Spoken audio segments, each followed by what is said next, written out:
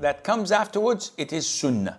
So the dua is sunnah, seeking refuge in the four things. اللهم نعوذ بك من عذاب جهنم وعذاب القبر فتنة المحيا والممات فتنة المسيح الدجال. اللهم نعوذ بك من عذاب جهنم وعذاب القبر فتنة المحيا والممات فتنة المسيح الدجال is a sunnah. اللهم أعني ذكرك وشكرك وحسن عبادتك is a sunnah.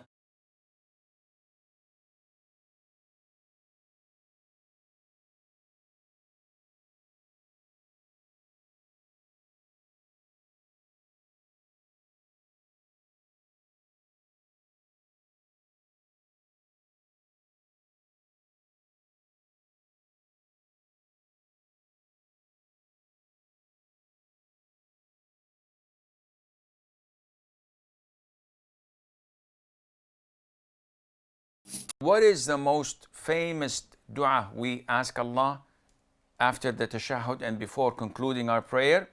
The dua mentioned here. اللهم إني أعوذ بك من عذاب القبر ومن عذاب جهنم ومن فتنة المحيا والممات ومن شر فتنة المسيح الدجال. O Allah, I take refuge in you from the punishment of the grave, from the torment of the fire, from the trials and tribulation of life and death, and from the evil affliction of the Masih ad-Dajjal, or the Antichrist, or the impostor Christ. These are four things that you ask Allah Azza wa Jal to give you refuge from.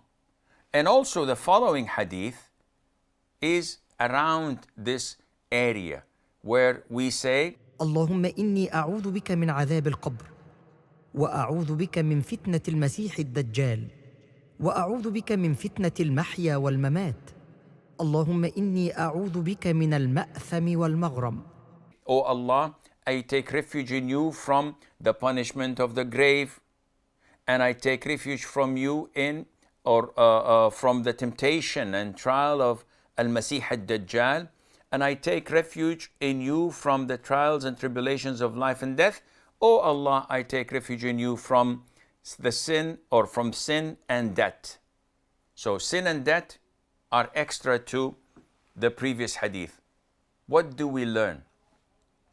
We learn from this dua that we are in constant need of Allah's support for us. Wallahi, we are like a person drowning in the middle of the ocean in nowhere, without any life raft, without anything to hang on to. What do you think will happen to him? How do you think he feels? He is desperate. He knows that he's about to drown. So he has no hope other than in Allah Azza wa Jal. And he has no trust other in Allah subhanahu wa ta'ala.